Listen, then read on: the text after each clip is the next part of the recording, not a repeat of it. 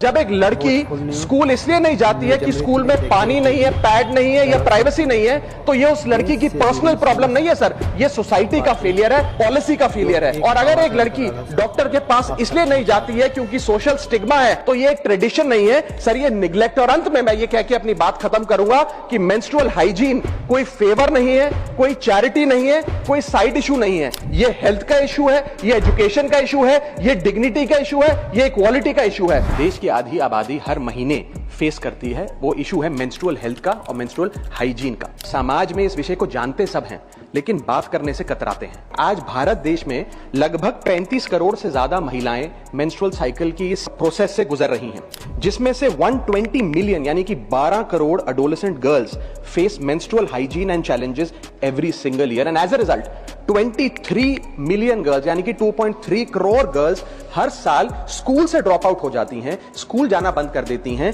क्योंकि वहां inadequate menstrual health facilities हैं। Sir, lack of sanitation and lack of access to menstrual products के चलते हमारी बेटियां ऑन एन एवरेज 60 दिन साल में स्कूल मिस करने को मजबूर होती हैं, और वर्किंग महिलाएं महीने में 2 से 5 दिन अपना ऑफिस मिस करने को मजबूर होती हैं। सर, हम एक ऐसे देश में रहते हैं जहां शराब और सिगरेट तो खुलेआम बेची जाते हैं, लेकिन सैनिटरी पैड को अखबार में लपेट के दिया जाता है जैसे कि आप कोई इलीगल प्रोडक्ट खरीद रहे हो या इलीगल प्रोडक्ट का एक्सेस पा रहे हो।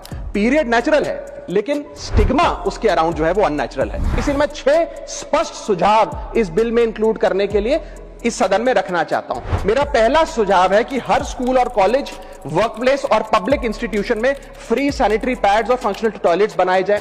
दूसरा, schools, anganwadi centre, public health care centre और आशा नेटवर्क्स के जरिए अफोर्डेबल या फ्री मेंस्ट्रुअल प्रोडक्ट्स घर घर में पहुंचाए जाएं। रॉ मटेरियल्स जो हैं, जो मेंस्ट्रुअल प्रोडक्ट्स को बनाने में इस्तेमाल होते हैं, उन पर भी जीएसटी समाप्त किया जाए।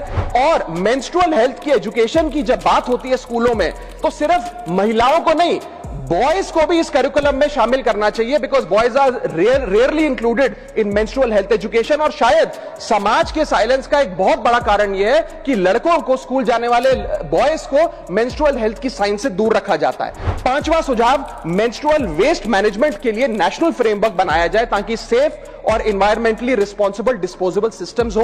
और छठा और आखिरी सुझाव, डिस्ट्रिक्ट लेवल एनुअल मॉनिटरिंग हो मेंस्ट्रुअल इंफ्रास्ट्रक्चर की और इसकी पब्लिक रिपोर्टिंग का मैकेनिज्म बने। Women do not need our sympathy, sir. Women need equality. Women do not need silence. Women need dignity. And women do not need tokenism. Women need rights. Thank you.